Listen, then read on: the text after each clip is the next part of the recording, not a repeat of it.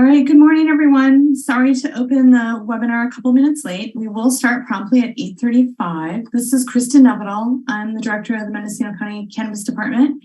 And with us today, we've got Nina Holloway assisting us. So as folks or participants join the webinar this morning, I'm going to go ahead and mute my microphone, turn my camera off and grab some water, and I'll be back in just a moment so we can start promptly at 8:35.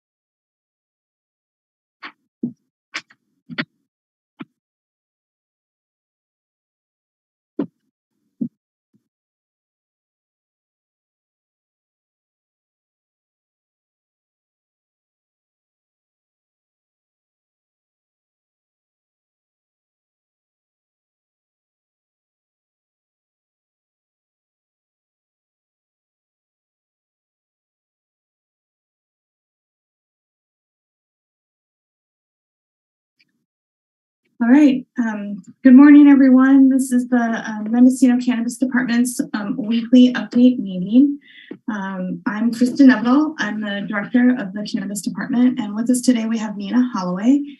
Nina's assisting us with facilitation, streaming, and all of the kind of technological components that make this possible. So thanks, Nina, for joining us every Friday to do these meetings. We appreciate it. We're going to go ahead and get started. We have a little bit of a different agenda today. It's pretty full, so we'll only have one public comment session that will be at the end, but we'll try to leave. Hopefully we'll manage to get through the presentation and be able to provide more than 15 minutes for question and answer, because I know it's not quite enough time. We'll do our best here. So we're going to talk about some very general updates, public outreach, LEAP updates, streamlining, application submittal, reviews, and compliance inspections, and then we'll go to public comment. I know our agenda that we sent out also included task management and communication. That will get folded into the last item about streamlining. So just a reminder how to participate. There is a Q&A chat feature. It's located in the feature or the tools bar, either at the top of your screen or the bottom of your screen, depending on how you have your Zoom app set up. Only panelists see the questions right now.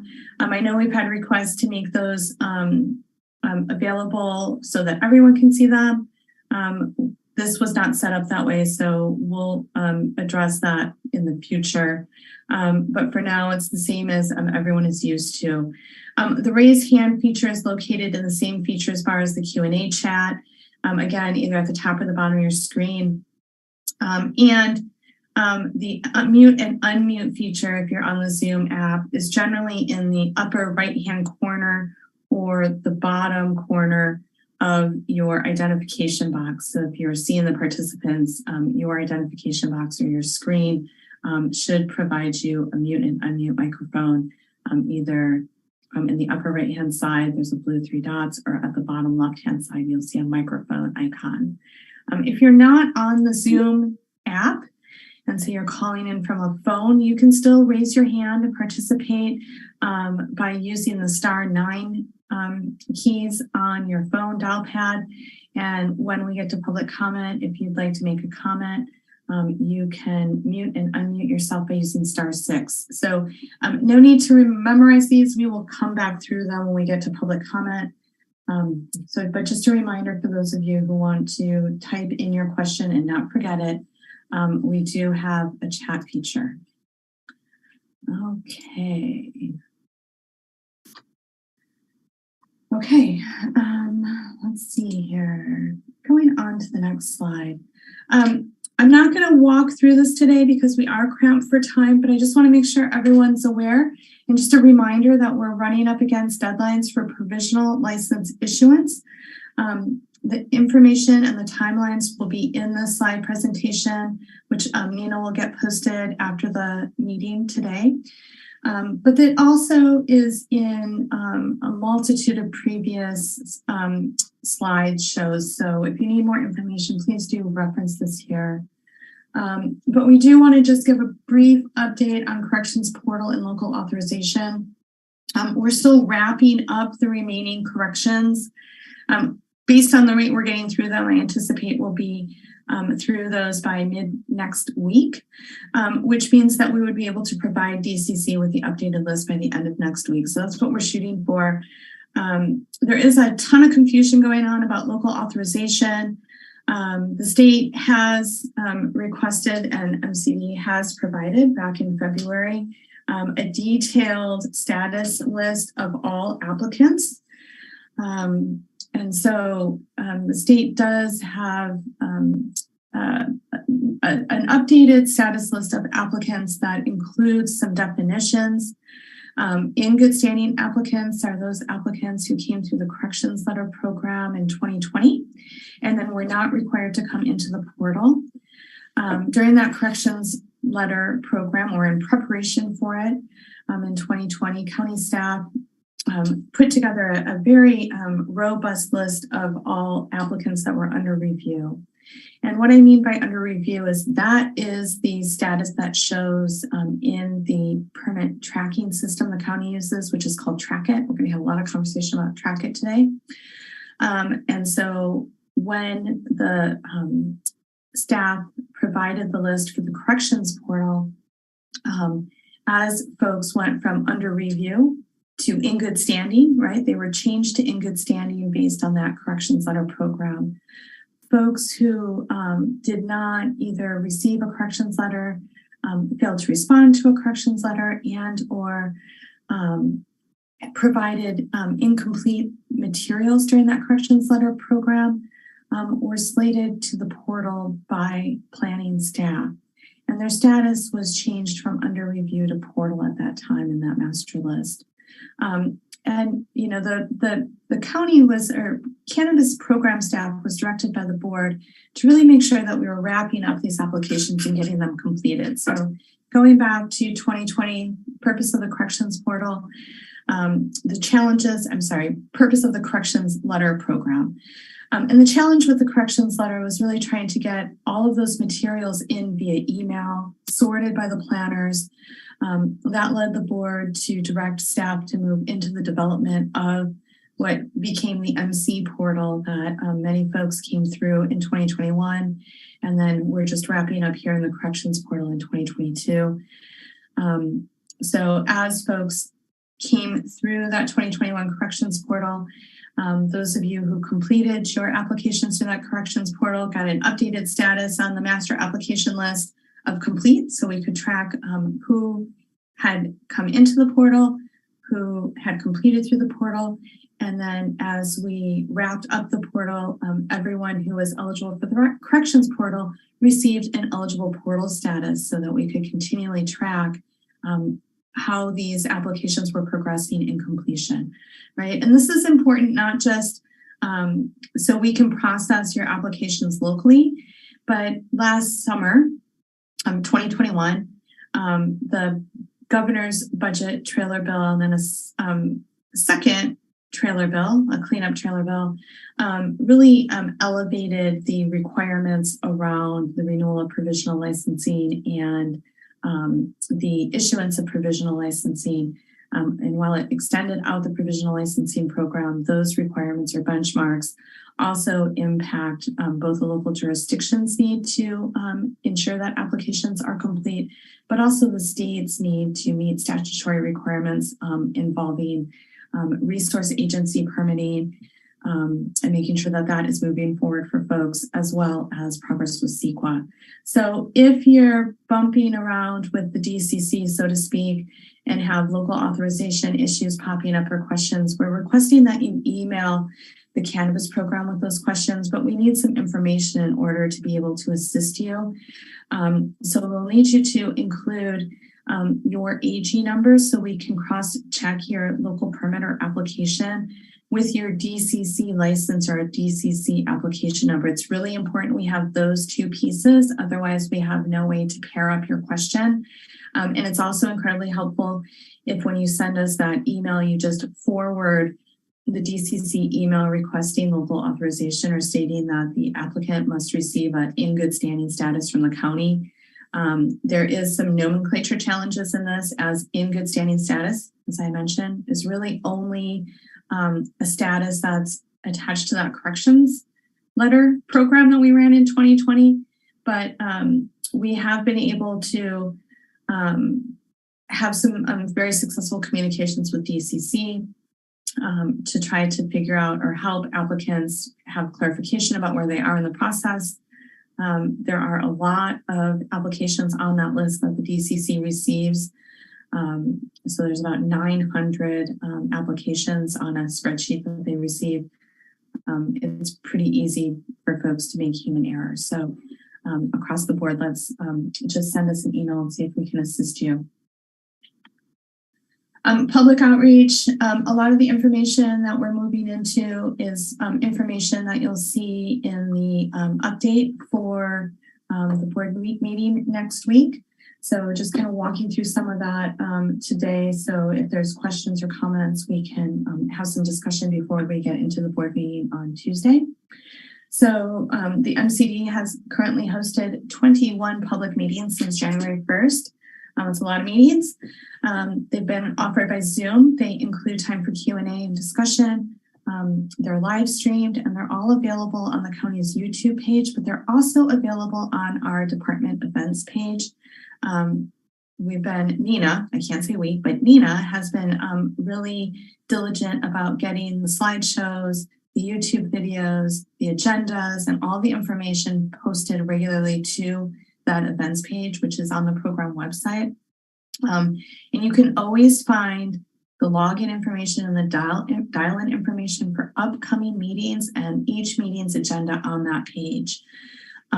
Meetings are also noticed using the county's e-notification system, CanaNotes. Our notice for today's meeting did go out late yesterday. It's been a pretty gosh darn busy week. And as I mentioned earlier, I'm going to just mention it again. The slides for every meeting we've held this year are posted, and they're posted right attached to the date and that agenda on the department events page. So you can always find the slides there, and the YouTube video is posted shortly after each meeting. It does take a little time for the YouTube video to become available because YouTube adds closed captioning to that video. And then once we have access to it, we get it posted up there for everyone to access quickly and easily from our cannabis department events page. So some updates about the LEAP program. So we've hosted 5 LEAP meetings this year. We have another one next week. They're usually the 3rd Wednesday of each month. And to be honest with everyone, I just looked at the calendar wrong, really had planned the 3rd Wednesday of this month for next Wednesday. And then Nina said to me on Wednesday, oh, where's the presentation for our 3:30 meeting? And I panicked. So here we are, right? Sometimes things get overwhelming, and we'll be having this meeting next week at 3:30. Agenda topics generally include, for those of you who are familiar, you're like, yep, we already know this, Kristen, but we always update the funding sources. We have program statistics we'll be sharing, program timelines and program updates. Meetings are noticed again via CanaNotes. They go out to a secondary email listserv for equity applicants, and they're also posted to the MCD website, to that Cannabis Department events page for 2022. Local Jurisdiction Assistance Grant Program. We did have one meeting earlier this year talking about the LJHEP. We look forward to hopefully having more soon, but we're still developing this program and finding ourselves a little short on time and staffing. This has not moved forward as quickly as we would have hoped, but we will be coming back to it very soon here.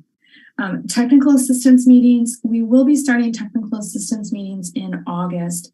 I know we had previously said July. The schedule needs to be bumped back for various reasons, staff availability primarily. So we'll be starting on August 5th, and then we'll be running those every other weekend. The first one will be held in Ukiah. They will be by appointment only, so we'll make sure that folks who are eligible for the meetings receive a doodle poll where they can sign up for the meeting of their choice. So we'll be getting more information out to applicants. These meetings really are set aside for applicants and permit holders with active phase 1 and phase 2 AG numbers. No phase 3 applications for this. The goal of these meetings is really to assist folks in wrapping up their annual permits with the county, their Appendix G paperwork, and answering their grant questions so we can hopefully support the applicants and permit holders in meeting the deadlines for annual licensing. So this really is the focus of these meetings. I'm sorry to those of you who have new application questions, but we really are focused on getting folks into their annual licenses. Right now, participating agencies are going to include not only the Cannabis Department, we'll have staff there physically and via Teams, depending on what the question is, from California Department of Fish and Wildlife. Department of Cannabis Control will be joining us. And while we haven't had the State Water Resource Control Board confirm as of yet, I do suspect they'll also be joining us. They have expressed interest. So still working through the dates with them. I imagine at the very least, we'll be able to have someone available remote to look up questions pertaining to your application or permit that you have here locally. Update meetings. We've held 14. I think this might be our 15th update meeting this year. As you all know, we've held them just about every Friday from 8:30 to 10 a.m. With a few exceptions. We started in February. We're running them through the end of June. And then when we get into July, we're going to move into every other week, every other Friday. We really are, these meetings take us a lot of time in preparation. And so we are going to try to thin that schedule out just a little bit so we can make sure we're addressing other pressing matters that staff is just a little overwhelmed with. So meetings, we hope, have provided an important opportunity, I mean, for us, definitely to notify the public about important upcoming dates, deadlines, to share application, permitting, and licensing updates. And we've appreciated the feedback from the public and the participants in these meetings. So thank you for joining us in them. So our upcoming schedule, we'll be having our LEAP meeting, as I mentioned, on June 22nd. That's next Wednesday. It'll run from 3:30 to 5. And then we'll have weekly update meetings, turning into not so weekly update meetings. So I should probably clarify my language here. On June 24th, we'll do an update meeting. July 8th, July 20th. I'm sorry, July 8th and July 22nd. July 20th will be our July LEAP meeting. And then on August 5th, we'll kick off technical assistance starting in Ukiah. We will provide more details to all of you as soon as we have the location. We have our location, but I'm not going to say it until we've fully booked it. So, so we're, this is what we have going on, and Nina is graciously managing all of the scheduling for our technical assistance meetings, so we really do appreciate that support. Okay, more LEAP information. Many of you have been, I know, frustrated and concerned about the LEAP timelines. In April, County Council did flag the direct grant program due to concerns raised over the county's responsibility should a LEAP awardee misuse direct grant funds. And the concerns have been fairly robust that have come in. So County Council's really focused on doing their due diligence currently. MCD staff did reach out to GoBiz seeking guidance on the matter. We did this in May and then received shortly after our request for guidance, updated guidance from GoBiz that they put out to local jurisdictions to clarify the roles and responsibilities of local jurisdictions when awarding direct grants to equity applicants. And like that C right there is just a big fat typo. I'm not sure where that came from. My apologies. Currently, County Council is reviewing the Local Equity Entrepreneur Program Guide, which is on the website, our website. MCD's application review practices. The Elevate Impact Mendo team does the underwriting, gets the applications with the applicant to a place where they think it's ready for approval by the department. And then the department approves those grant agreements. We have provided a variety of grant agreements to County Council for County Council to review, just to make sure that we are meeting that guidance provided by GoBiz. The guidance is here in the slideshow. We talked about it a couple of times, so I'm not going to go through it just because we're short on time, but I just want to make sure that everyone knows that this slide and the following slide where we've continued the guidance is word for word that guidance lifted out of that response from GoBiz and put into the slideshow so it's available for the public to review. But we do have some eligibility updates. We are still, I should say the Elevate Impact team is still working through eligibility applications. In April, we had 225 completed eligibility applications, of which 150 individuals had been certified.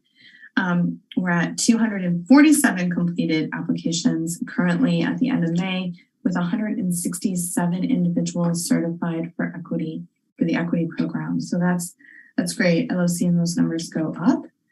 The LEAP Direct Grant Program, what the slide is showing here is the grant program funding for rounds 1 and round 2.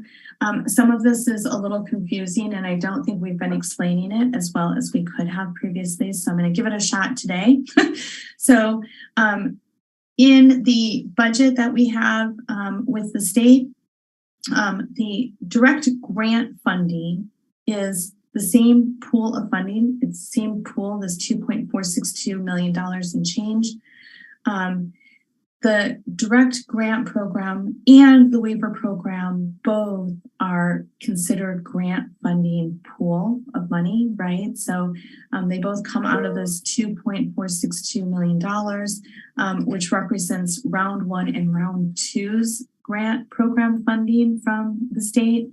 The waiver program has $800,000 allocated to it, and to date, qualified or certified equity eligible applicants have received $248,330.42 in waiver funding, leaving a waiver program allocation balance of $551,669.58. The direct grant allocation portion of the $2.462 million is $1,662,400.08. The direct grant program has approved to date $47,435.63. Now, I know that looks like we've overspent by $85,000 and change, but the way that these funding rounds work is now that we've received the check for round 3, we can start drawing down those grant funds as well. Round 3 funding, which we applied for in 2021, is now available, and the total award amount for grant 3 funding is roughly $2.9 million and change. So there is plenty of direct grant funds to meet all $1.74 million that we've approved and some. So I wouldn't fret here if your grant application is moving through the process and you have not received a check. We do feel confident that there's adequate funds available for this direct grant program. And so this is just showing the balance in round 1 and 2 funding. Part of the importance in showing the balance in round 1 and 2 funding is that local jurisdictions are required to have spent down their round 1 and 2 funding by 80% in order to qualify for a 4th application for LEAP or for equity funds from Pbs. I, at this point, feel like we are in line to meet that drawdown so that we can continue to keep this program robustly funded. But again, we have to move through the work with County Council to get these checks issued, and we are committed to doing that. Let's look at the waiver program update. Waivers, I'm super excited about this waiver program, and I think it's been pretty hugely successful. I know folks have felt like it's a little slow with PBS waivers, but they're moving, and it's just a different process than other fees because there needs to be an estimate. The fees are based for PBS on the type of project, size of the project, and other factors that don't allow the department to manage providing those estimates, right? We really need PBS to receive the information, provide the estimates to us so that we have a way to actually create a waiver for each individual's specific project and permits. But going back to the numbers, we did support 21 applicants with their scale registrations or certifications at Department of Ag to a tune of $2,600 in waivers.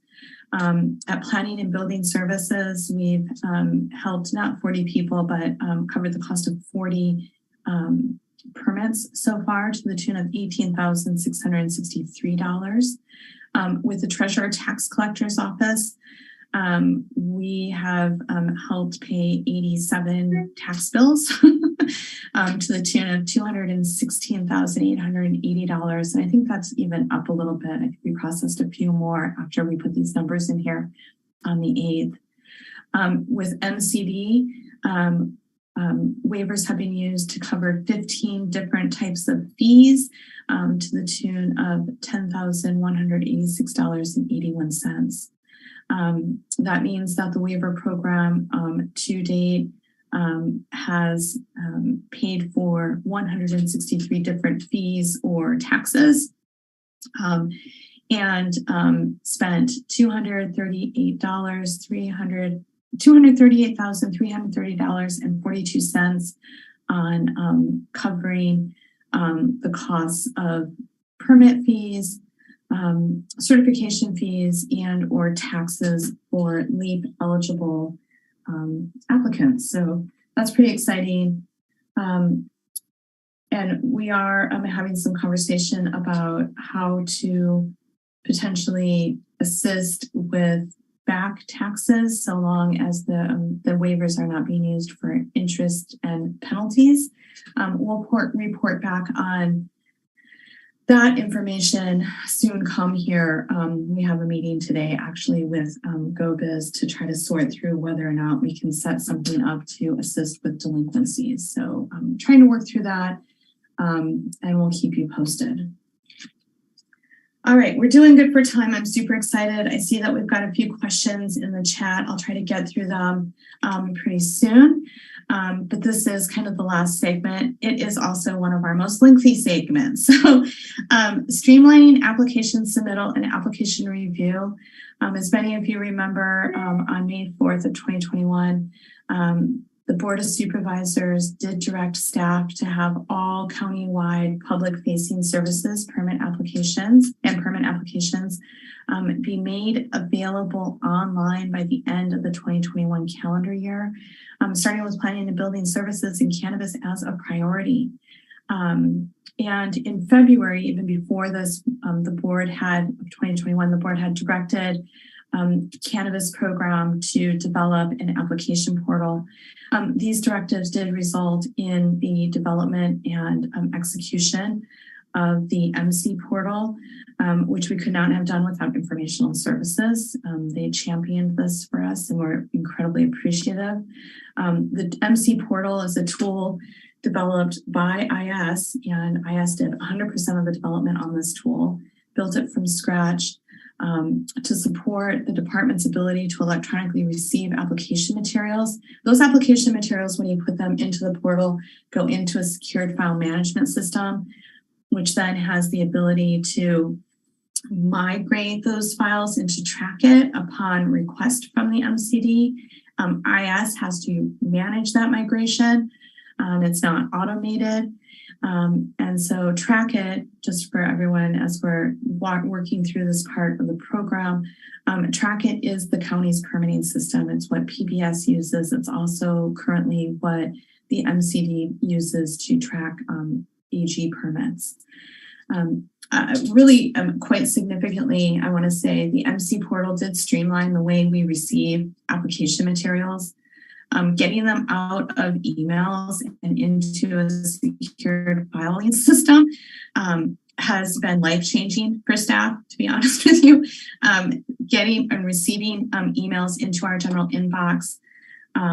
Those emails come into the general inbox with application materials. If it's new application materials, we then have to upload each file individually into a filing system that's set up to create a queue for assignment to a planner. So having this type of online application system that the MC portal created for us eliminates all of the time that goes into staff gathering materials out of our cannabis program inbox. And then it eliminates the need for them to do all of the naming and filing of those materials electronically into a pre-review folder where it can be identified as an application to be assigned for review. It's been pretty life-changing. We've been so happy with the MC portal that we've really focused on moving forward with a slew of upgrades to the portal that would allow us to take in all types of applications, everything from phase 3 to renewals to modifications, you name it. This would be brand new development that IS would have to dedicate time and staff to develop out all of these features. We folded the expense associated with that into the local jurisdiction assistance grant program. And also we were looking at significant updates to track it. Those updates we'll go over in just a minute. But we also could use some updates or modifications to track it to our permitting system to really ease and streamline how we conduct reviews, receive applications, and respond to applicants and their agents. As I mentioned, the development that we assigned or that we identified in the LJAGP application is pretty gosh darn extensive. Looking at the staff hours associated with that development, the fact that we would be developing an entire platform or simply multiple shadow or mirrored platforms to meet the needs of the department got IS staff concerned, and they started researching off-the-shelf solutions, which is how we are entering into this conversation about Asella. Many of you are familiar with Asella, as the state uses it as its licensing platform. So many of you have worked in it as applicants and or agents. It does offer digital solutions to local and state governments to ease commercial cannabis program implementation. It provides scalable SaaS applications, mobile apps, including mobile inspection apps that are pretty exciting. It's one of the pieces we had looked to build out from scratch using LJAGP funds is a full-on mobile app for our field inspections. The data analytics are pretty impressive, and it has a powerful task management, project management system for our office. If we were to move forward with Asella, we believe that the implementation timeline could be as early as October, November of this year. If we were to continue to build out the MC portal and track it, that development timeline is probably a little bit longer, but also would not include the level of build out that comes with Asella's off-the-shelf modules. So, we just want to make sure folks are aware of what we're looking at here. So we have some comparison charts I want to run through. We're going to compare what the MC portal does, what Track It does, and what Asella offers in the next few tables. And there's a handful of slides here we're going to talk about. We're going to start with user portal features, meaning the features that the user receives from these platforms or has access to or might have access to from these platforms when they are applying for an application and or tracking an application or a permit. So both the MC portal and Asella have the ability for the user to create a secure user account. But in addition to that, Asella has the ability for the user account holder to add individuals to their user account, while you can have both an agent and an applicant in the MC portal. It's one user account. There's no way to add additional folks onto that account to log in, which Asella does allow for. Also, Asella provides the ability for the user account holders to restrict access to the users that they add on. So they can provide a user with access to make changes to that application, or they can provide a user with access to view that application or permit information that they've posted into Asella. Both Asella and MC portal provide, as we're talking about here, application submission portal opportunities for the user to electronically submit their application materials. Asella has a built-in shopping cart that provides users the ability to make payments electronically. It also provides the department and users of Asella the ability to pay for their permit using a lead waiver. So we can load in those equity eligible certification numbers into Asella.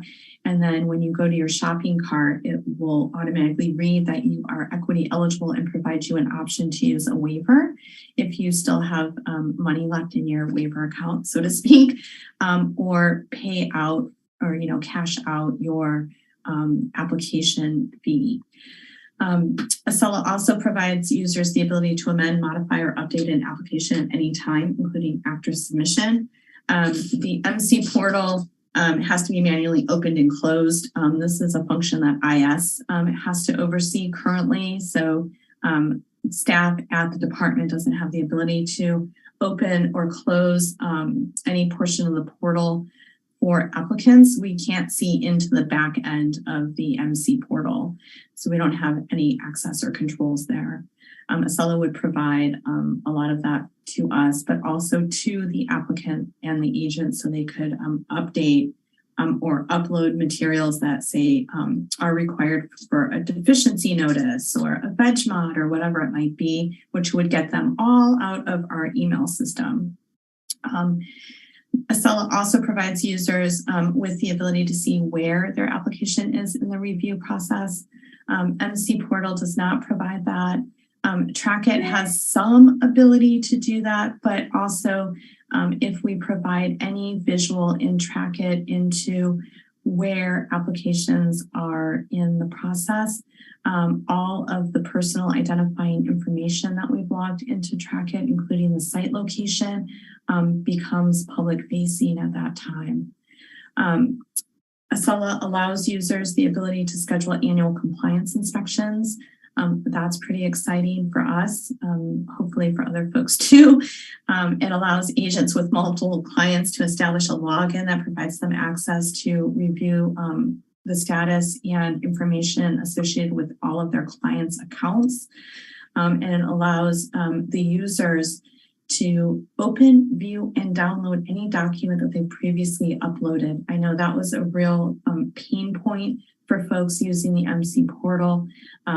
Asella would solve that as soon as we could get it implemented.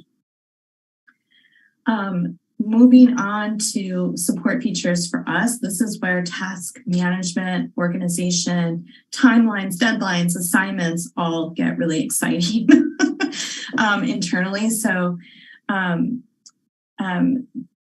let's talk about this. Asella uses the same document storage platform for the user portal uploads and for MCD portal uploads. So right now, when materials come into the MCD portal, right, we have to push, I asked to push that information into Trackit, and then we are uploading materials into Trackit. So we're kind of have multiple shadow file systems going on just to get stuff into a final place, which is Trackit for us currently. This would consolidate all of that file management into one location that is used by both the user and by MCD staff. All three of these platforms allow staff to access, open, and download files attached to an application. They just don't allow that same access to the applicant or the user on the front end. Asella, excuse me, would also allow MCD staff to email applicants, permit holders, and agents on record through the Asella platform, attaching the email to the user account for future reference by both the user, the agent, so I should say all three, and department staff. So it will log that email, any attachments to that email in the Asella platform, and attach it to the license holders or the applicants' AG number. It also provides some pre-application screening. So, for example, we could load in the qualifying zoning and then connect it to GIS. So when you add in your address for a phase 3 application in a pre-screening questionnaire, Asella will tell you whether or not your location qualifies for a phase 3 application before allowing you to move through providing all of the application material and then potentially paying for the application. MC Portal doesn't have that capability. It would be a pretty significant build out for us to connect it to GIS, and it is not something that we had budgeted for. Asella provides this opportunity off the shelf, so to speak. Both the MC Portal and Asella provide, as we mentioned, user-facing application systems, electronic application systems for cultivation and nursery. We would still need to build out processing, manufacturing, retail distribution, and laboratory testing modules for MC Portal. So it's getting a limited functionality check on this table, whereas Asella has those modules already. So we were just be putting in the criteria that we would be wanting to capture. Asella also allows MCD staff to set automated renewal notifications and send automated renewal reminders in intervals determined by staff, meaning we could set it at 90 days and then a reminder at 60 days if nothing's coming in. And then you'll get a reminder at 30 days if we still hadn't received something. This is one of the hardest things for us to accomplish with the platforms we have. Trackit is not currently developed in a manner that sends automated reminders based on interval settings. So we can modify it, and we did put a modification proposal in the LJAGP application, but we would still be having to manage some spreadsheets and manual notifications even after modifications to Trackit. Asella off the shelf provides that service for our office, which is really, frankly, pretty exciting to us. Moving forward, and I'm going to try to wrap it up here quickly so we can get to questions. Both MC Portal in a limited capacity and Asella in a pretty robust capacity allow staff to set up pre-application screening questions, also designed to automatically require a modification application. So we can set up a pre-renewal questionnaire, so to speak, that then runs the applicant through a series of questions to determine whether or not a modification is also necessary before that renewal application can be submitted. We can do pre-questionnaires with the MC Portal. As you've all witnessed or experienced, I should say, in your submissions to the MC Portal, the automation of triggering a new application to be required isn't quite as easy for us to build into the MC Portal as getting that option off the shelf from Asella. Both Asella and MC Portal do allow for some, I'm sorry, I'm repeating myself. Asella and Trackit at some limited capacity allow staff to set compliance flags that block an applicant or permit holder or agent from submitting an application without first addressing the compliance issues.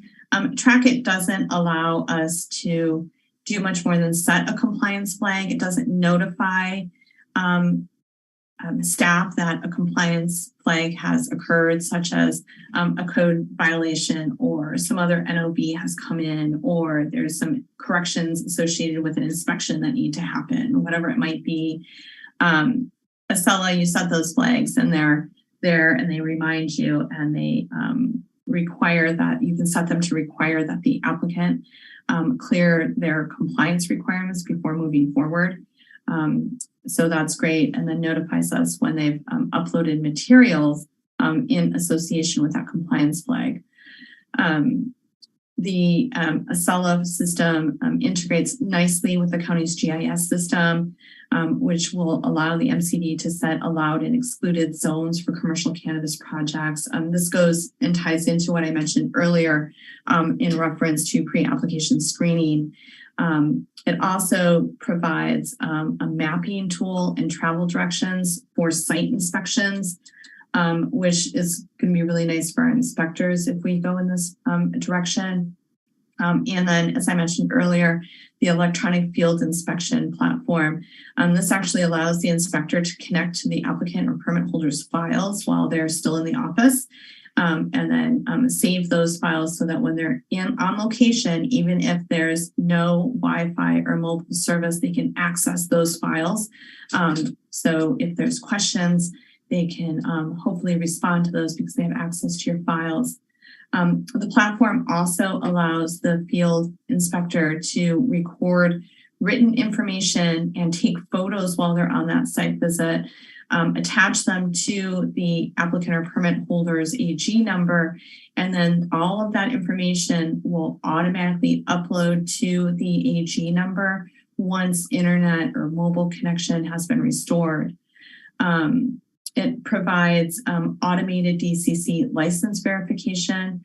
It would provide the MCD with the ability to restrict and allow application and permit amendments, modifications, and updates at any time, including after submission.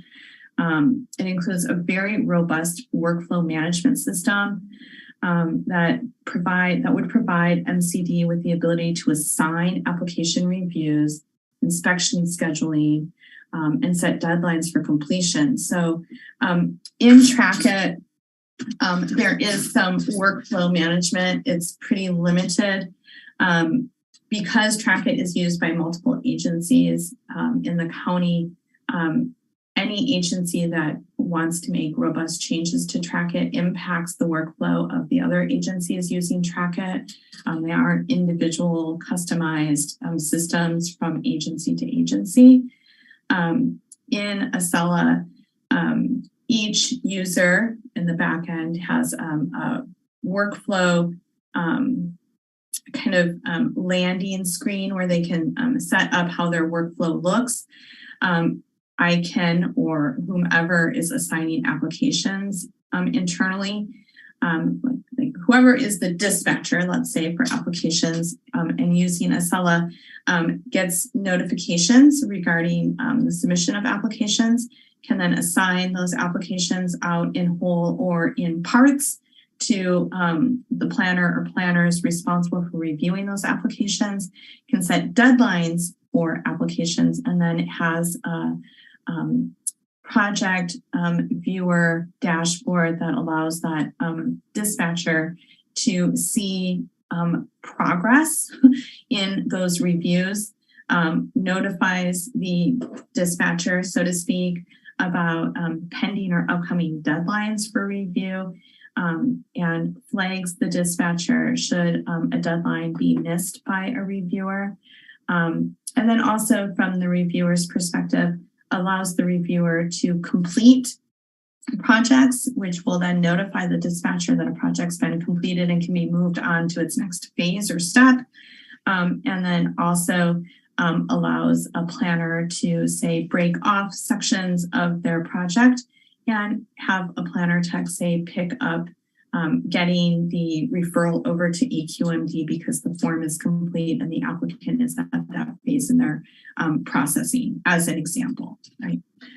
It also allows us to provide user access to not just folks within the department, but say other agencies, which would streamline our ability to refer materials, say, to Fish and Wildlife for Sensitive Species Habitat Review and receive those materials back from Fish and Wildlife for Sensitive Species Habitat Review.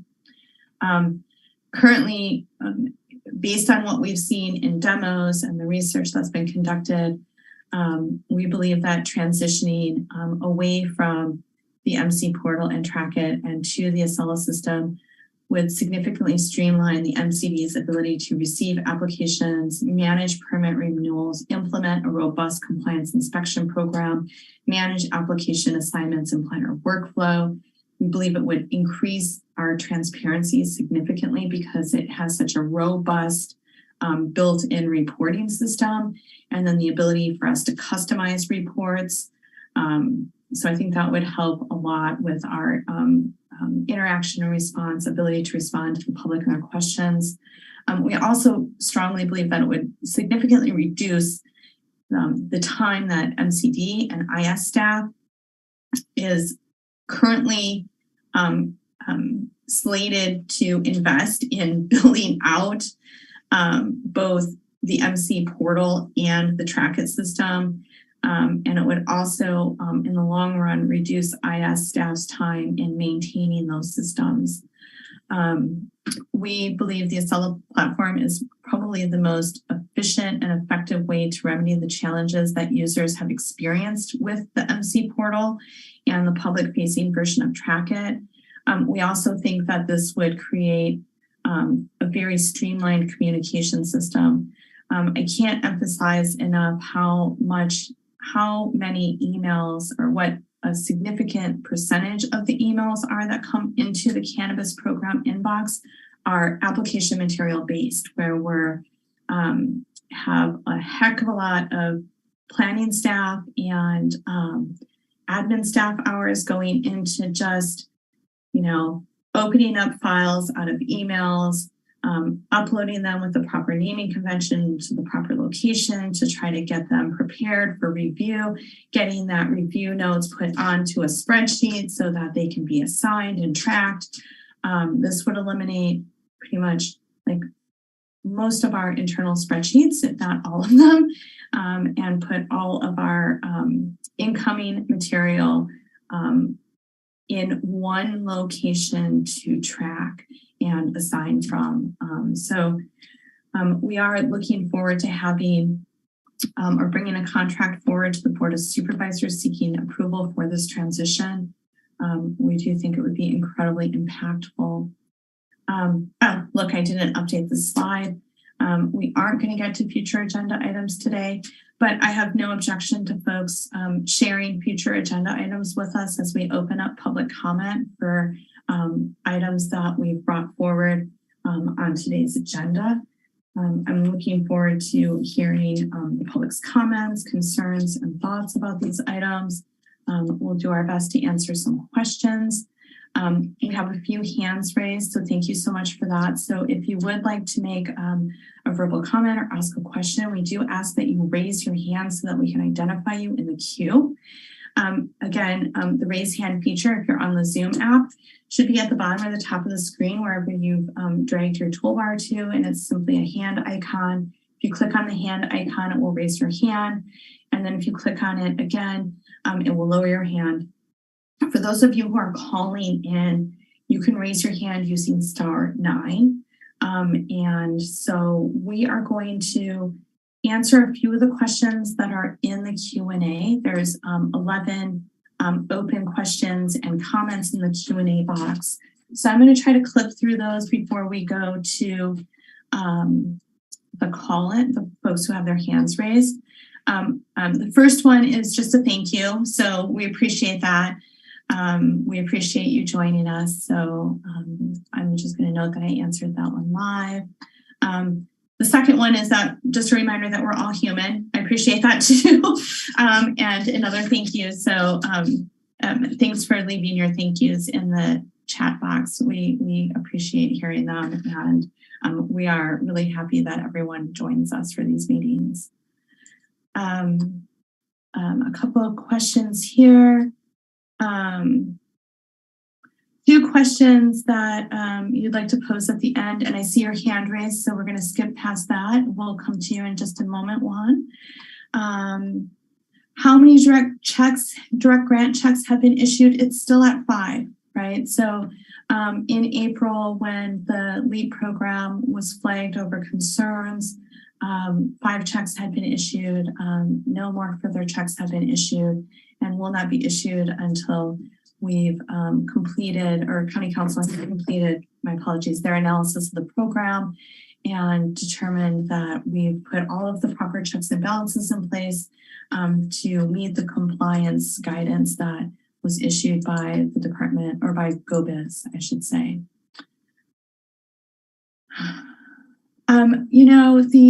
There's a question here about the Pbs Lead Waivers. The LEAP waivers can cover building permit extensions. You just need to fill out the form and apply for it, which, again, we've had people fill out their waivers for planning and building estimates, right? So you do the estimate sheet first, you get that over to planning and building services. We've had a few people's permits expire over the course of trying to get a waiver put together to move to the next stage of their permit. And then we've had them come back and apply for an extension. So you can absolutely apply for an extension. You might have to just make a note in that estimate form for PBS that that's what you're applying for. I do not think there's an extension box per se on that form, but you can just write in that that's what you're applying for and provide the information. And then we can work with Planning and Building Service to get your extension covered. So that is a viable option.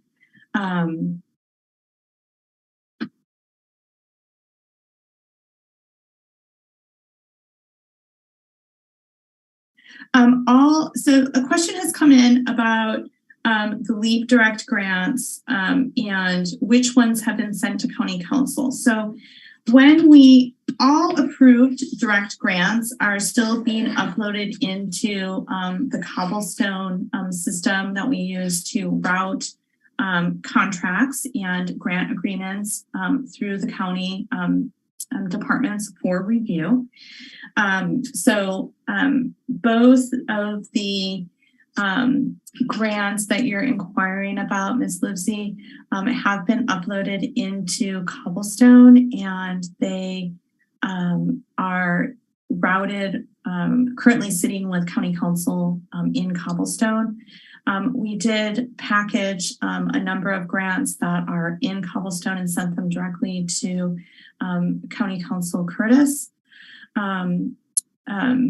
to have him kind of just review a broad spectrum. I don't know exactly whether or not the Livesey grants are in that spectrum of considerations, right? So just to create a core sample analysis for County Council, we packaged 5 grants out of Cobblestone and sent them over to show variations of what was being applied for. Ms. Livesey, if you have additional questions, please do email us, and I'm happy to respond from Cannabis Program. A question about staff members, excluding admin staff and upper management, are tasked with reviewing portal. Oh, how many? Okay, question about how many planning staff members we have reviewing correction portals. Let me think here. We have Diana, Nina. Let's see, what do we have? 1, 2, 3, 4, 5, 6 currently. I have Gabriella and Nick are still working on renewals. Diana is working on some renewal projects and some portal corrections. The in good standing applications we're going to move to next. For all of you who are in good standing, we'll start that process by first reviewing the materials that were submitted in 2020 and preparing a checklist. We'll then be sending a request for any additional information to individuals who are in good standing. They will not have access to a portal system to submit those in good standing materials. So we're currently working with IS to find creative solutions to receiving in good standing corrections or application materials that does not involve them coming to the Cannabis Program inbox. So we'll be following up with in good standing applicants on a one-on-one basis. And as we provide those checklists with requests for additional materials, there will be clear instructions provided as to how to get those materials to us. I don't have the numbers exactly in front of me about how many folks are in good standing. I want to say it's just shy of 150, but that's from memory. So, if you look in last month's MCD update, which is attached to the second board meeting in May. That report does have the number of in good standing applicants. So you could find the exact number by referencing that report, which you'll find attached to the Board of Supervisors second meeting in May.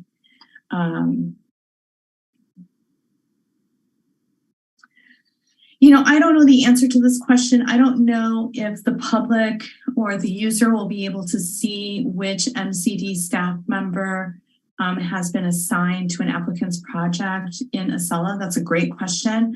I haven't asked it, but I can put it on my list. So I don't know the answer to that, but we can see if we can find out. We will be having some project description sessions for Appendix G. I didn't mention it in today's agenda. Our next meeting, I really want to talk about alignment, which will be kind of leading into more Appendix G conversation. But I would expect July to be pretty much focused on CEQA. So there's the answer to that.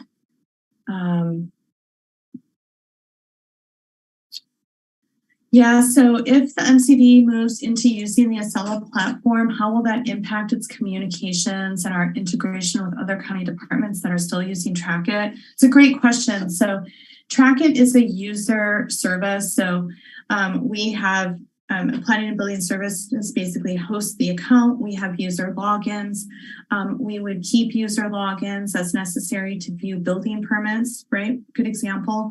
But we can also, with Asella, provide other departments such as TTC and PBS user access to Asella so that they can look at what we've got going on in Asella as a cannabis department, and then we can use user access and to track it to confirm progress, say, on building permits over at PBS. So I don't see us needing to push information back and forth, but there is a robust API for Asella, which we believe will allow us to push information from Trackit to Asella and vice versa should we need to do that. And we're also looking at how we might interact with information connections with Treasurer Tax Collector's Office. So we are looking at those pieces. If you need support for Asella purchase for the BOS, let us know. We will write a letter of support. No need to reinvent the wheel. We love that. Part of having this conversation today is to try to reduce any potential shock and awe when you see this in the report and you're like, what the heck?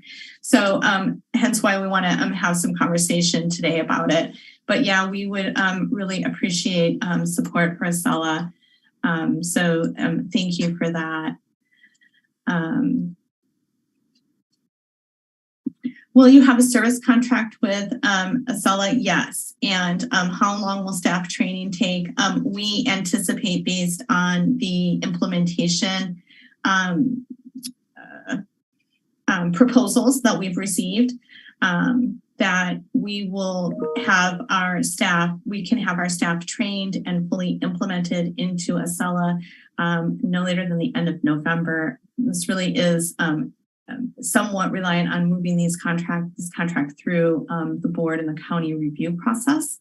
And does county IS have experience with Asella?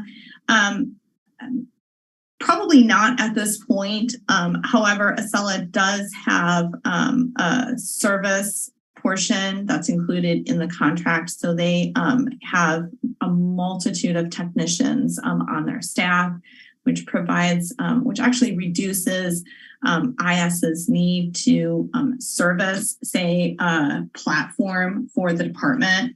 So, and you can add and remove modules as needed. You can also customize modules. So hopefully I've managed to get to those questions, but I'm sure there's going to be plenty more. So I have 4 more open questions and then we'll go to folks on the call. I apologize. I'm just seeing Hannah's question that we please alternate. I apologize. I didn't do that, but I'm going to wrap up these last 3 here and then we'll come right to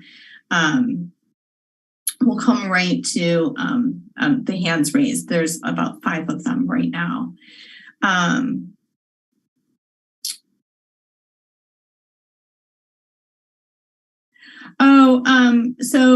Question about from a direct grant applicant about contacting Paula, and then Paula was supposed to meet with me and then she delayed your conference call. I have a meeting with Paula this afternoon. So we'll be meeting and reviewing grant applications for 2 hours this afternoon. I will ask these questions. So I'm actually going to just copy and paste them right now into an email or a note. And we'll make sure that we get back to you.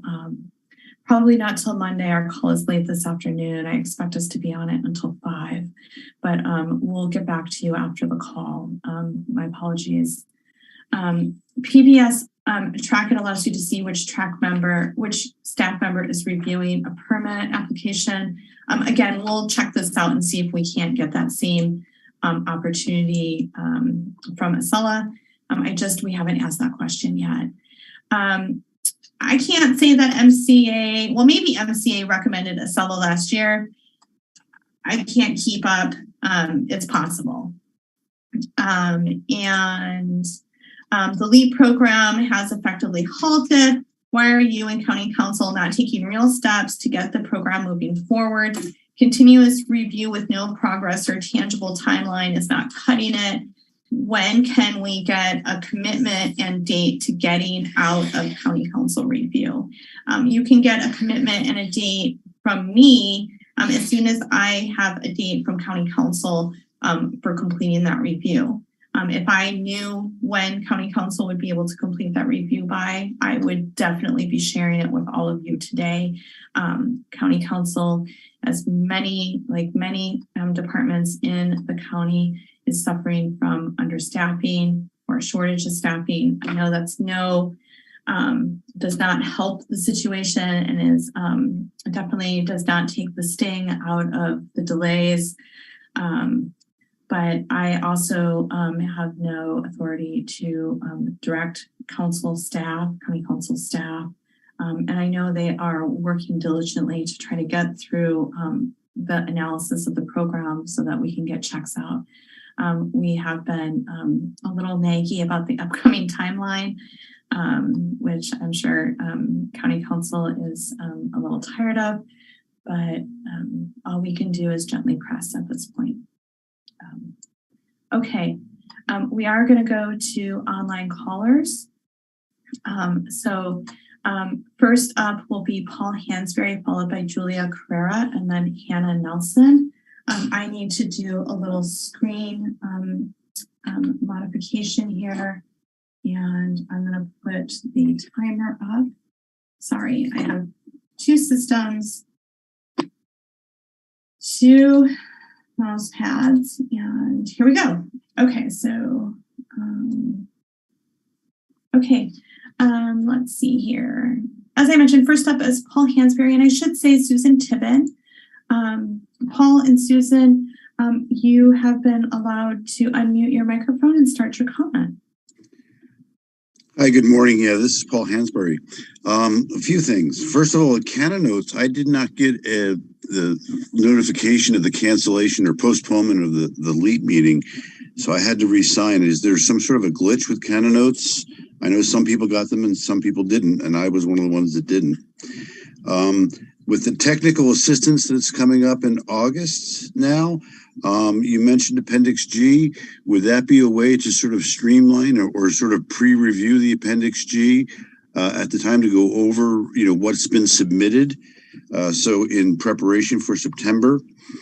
Also with the fee waivers, can I apply for them now, even though they might not be due until November?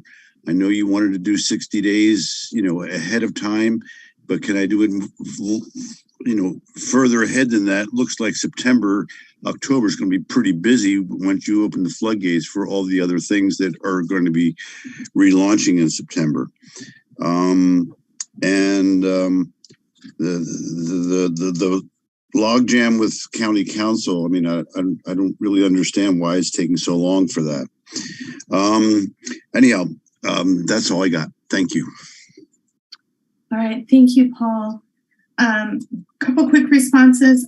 I will check with IS and see if we can get information about Canada Notes. We don't have any access into that system either, but I imagine informational services might be able to provide us with some suggestions or more information about Canada Notes.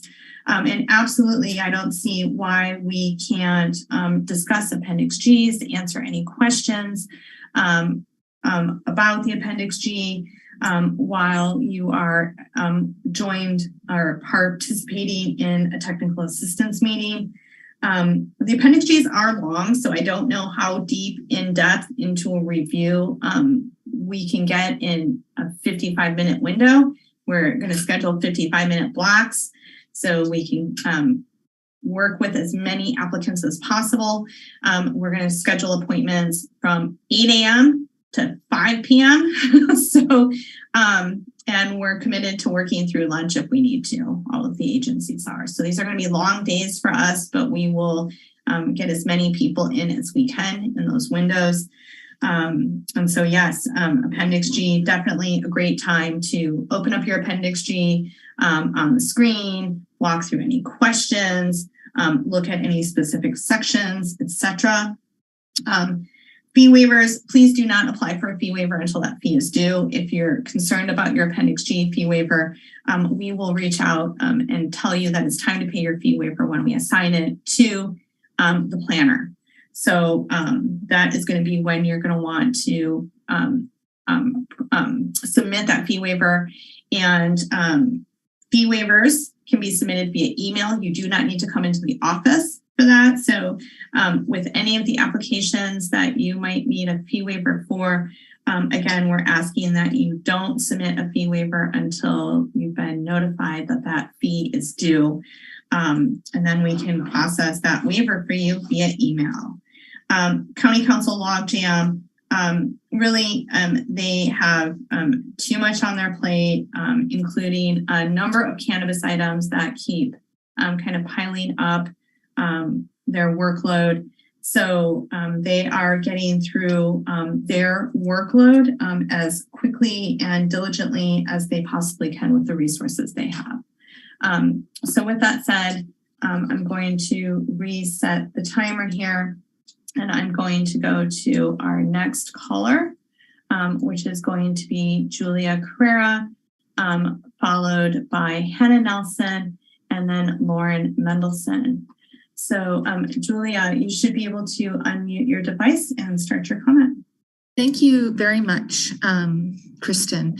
I have 4 points here. The first one regarding the correction letter program, that your spin on it. There was a very large component that was overlooked, and that is that at one point, the ad hoc committee of Ted and John on the diocese directed people not to respond to those correction letters, which is why you're looking at 150 in good standing and hundreds in not in good standing. And if you recall, I did question why these folks were not in good standing when they were following the direction of the ad hoc committee. Our clients that are in the portal followed that direction. So I wanted to get that noted in public so that it's on the record. My next point is regarding technical assistance program. Could you please add code enforcement, Mendocino County Code Enforcement and Mendocino County Building and Planning in those technical assistance times? I think that that will be very beneficial, and other counties are doing that in their workshops or whatever they're titling those types of programs. And then next, let's see. Oh, yes, the grant checks. You kind of addressed that already, which would lead me to some county council questions. VegMod letters, which are stuck in county council.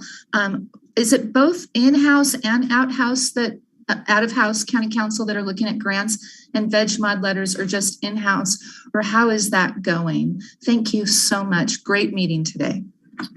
All right, thank you, Julia. I'm going to go ahead and mute your device and quickly respond. Okay. Thank you for the note on the corrections letter program. We will definitely reach out to code enforcement and PBS and see if they are available to join us at the technical assistance meeting. I think that's a great suggestion, so thank you for that. Who is looking at the grant program? The grant checks, the grant agreements are fully in-house, meaning that they are with county council, and we have not been utilizing outside counsel to conduct any of the reviews or shape or the developments or determine developments or criteria for the LEAP program. VegMod letters are currently with county council, and county council and the department are also utilizing outside counsel to ask questions regarding everything VegMod. Right, so that's a pretty open, broad conversation happening between the department, county council, and outside counsel. We are having a lot of conversation about how to develop exclusion maps, which would, I think, provide some additional pathways for folks to move forward and just stay outside of areas where VegMod may have occurred.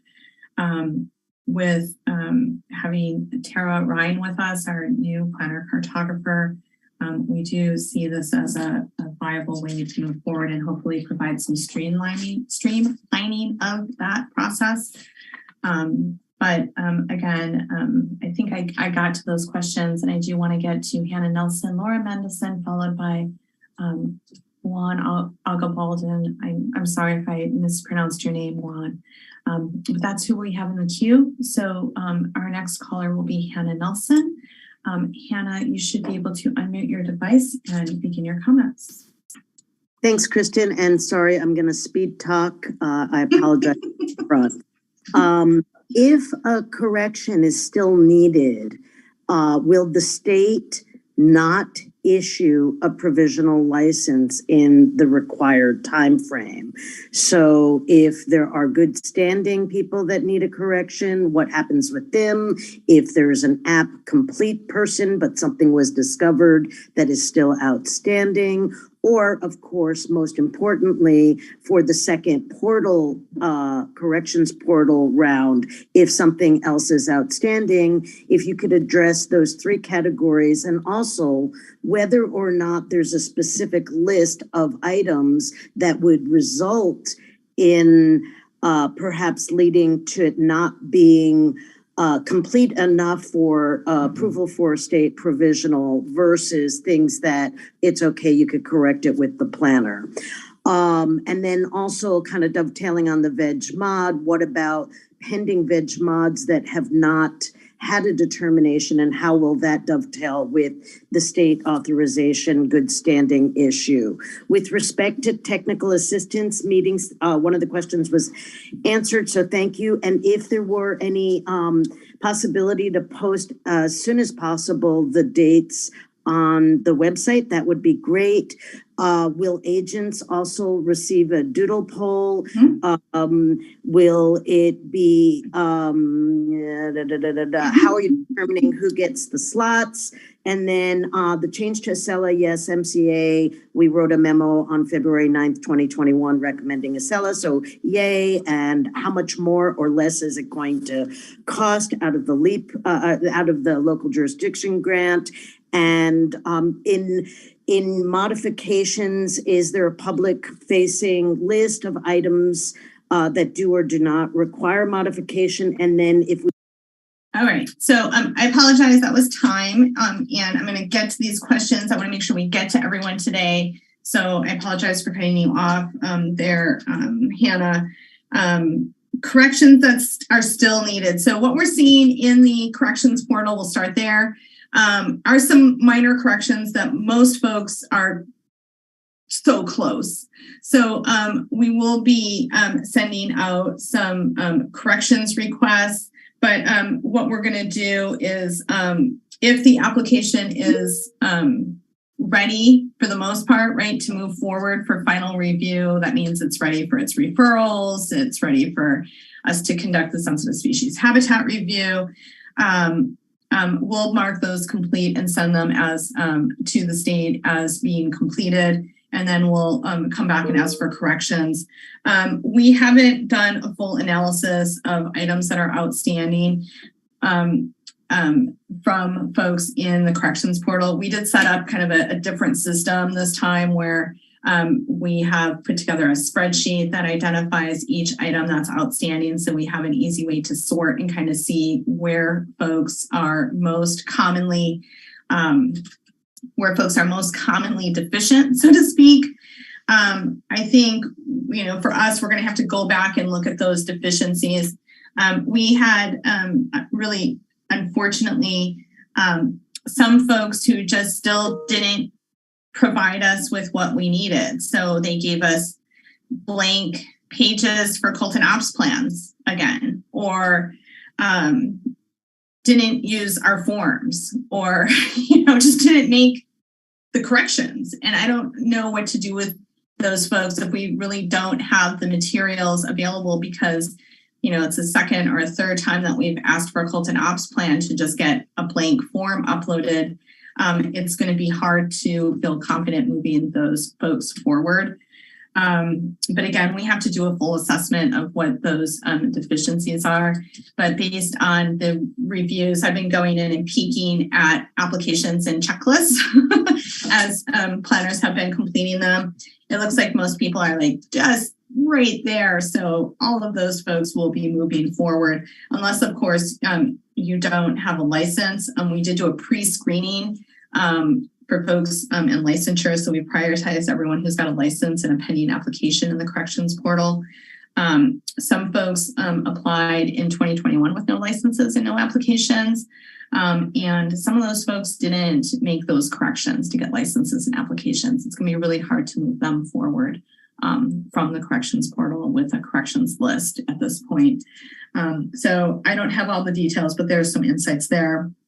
VegMod holds. Yeah, we're trying to resolve those. Right now, renewal holds are still considered in good standing, so to speak, or locally authorized by the county. So if you are in one of those renewal hold situations, you're still receiving local authorization from the county for your provisional license renewal. If you are an applicant who has a VegMod, say you came in through the corrections portal, we are looking to see if we say provided or suggested an exclusion area, that area has been identified and mapped properly and acknowledged by the applicant. Outstanding VegMods that haven't been remedied from applicants will not be on the local authorization list. But again, this is really going to be on a case-by-case basis.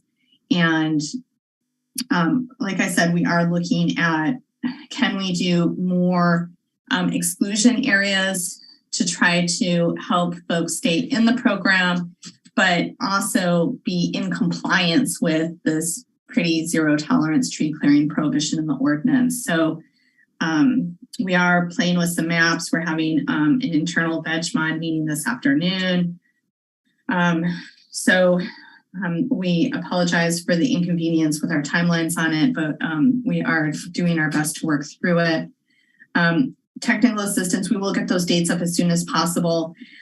We are meeting weekly with Fish and Wildlife which has really been a key supporter in moving these forward. And we're getting ready to get press release out, dates up, dates posted on Fish and Wildlife website, dates posted on us. They're going to do some social media. So we'll be pushing this out as soon as we get the schedule finalized. I'm hoping next week we'll be pushing these dates out. I think we're pretty gosh darn close. We've got almost all of our venues identified. And I do want to thank everyone after the last meeting who connected us with venues. Oh my gosh, so incredibly helpful. Thank you, thank you, thank you, thank you. And thank you for supporting Asella. We are going to stay on this call and keep this webinar open until we have heard from our last two commenters today. So we will next go to Lauren Mendelson, followed by Juan Agabaldon. So Lauren, you should be able to go ahead and unmute your device and begin your comment. Hi, good morning, everyone. Thank you, Kristen, for hosting this meeting. I just have one quick question at this time, and that is, what about applicants who are currently in an on-hold status? I represent one individual who's in this situation. They haven't been denied, but they're also being told they can't move forward. It's just like it's in a holding pattern. And so, I believe there's other individuals, applicants who are in that same boat. So what is going on with that? How can they move forward in compliance?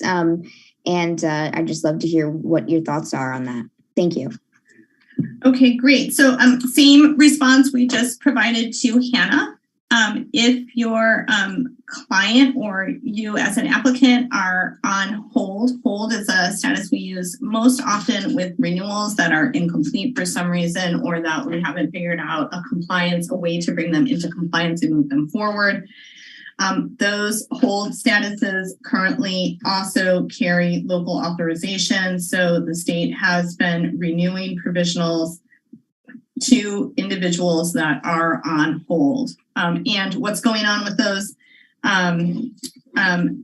Most of the renewal holds that we have, there's I think around a dozen of them.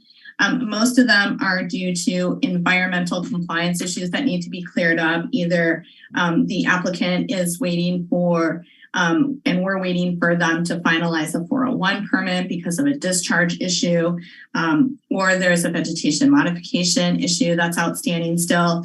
And so pending that permit, or say the completion of the biosurvey so they can wrap up their sensitive species habitat review, whatever it might be that has them on hold, we'll remove that hold. But for right now, they're on hold with us. That shows currently with the state as local authorization in the workbook. So let's go on to Juan Agabaldon, and then we will close the webinar. So let's see. Juan, you should be able to, yes, you should be able to unmute your device and go ahead and start your comment, please. Mute. Good morning. My name is Juan Gabaldon, and I'm writing you because I have two questions. The first question is, we have a vegetation modification, and we submitted like 3 months and a half, our letter from our arborist and the pictures that we were requested, but we haven't had any answer about that. Maybe you could give us an estimate of what's going on. And the second question is, I have a lot of bushes growing between a greenhouse and my house, and I don't know if I can cut it or not. I ask people, and nobody can give me an answer. I am afraid because if I cut it, I might get in more trouble than what I am, which I don't know how I'm going to get out. But you know, that's dangerous because we are in a ridge, and we're in a fire area. We have high winds, and we have animals, we have pests, we have all kinds of things in that bushes. No, they are thigh high. So I don't know if I can cut it, or how do I do it? I have to ask for a permit, or you allow me to do it? Can you please explain me that? Because, and the area that was under the vegetation modification, the letter that you sent us, it's green again, because it's perfect again. So thank you very much. And regarding Asella, I am a developer, and I use Asella for a lot of time with the city, and it was very easy for them to change from the previous system. System is friendly, and the transition was very easy. I think you did a good selection. I'm not a salesman, okay? Thank you. Thank you so much for that. I really appreciate it, Juan. I did see your email. It's in my inbox. And so I'm going to be looking at that. And I'll send you some language that I think will assist you in understanding how you can manage your fire prevention and your brush clearing. So your email is open on my desktop. I'm going to try to get to it today, but chances are I won't be able to really sit down and put the materials together until the weekend. So I anticipate that you'll hear back from me early to mid next week. But you are on my radar, and I did read your information and look at your materials last night. So thank you for joining the meeting. I'm sorry I don't have better answers for you right now, but I am putting together some materials that should be helpful. So with that said, I want to just again thank everyone for joining us today. I want to wish you all a really excellent weekend. I hope you enjoy we have lovely overcast couple of days here in Humboldt, and I know it's cooled off down in Mendo.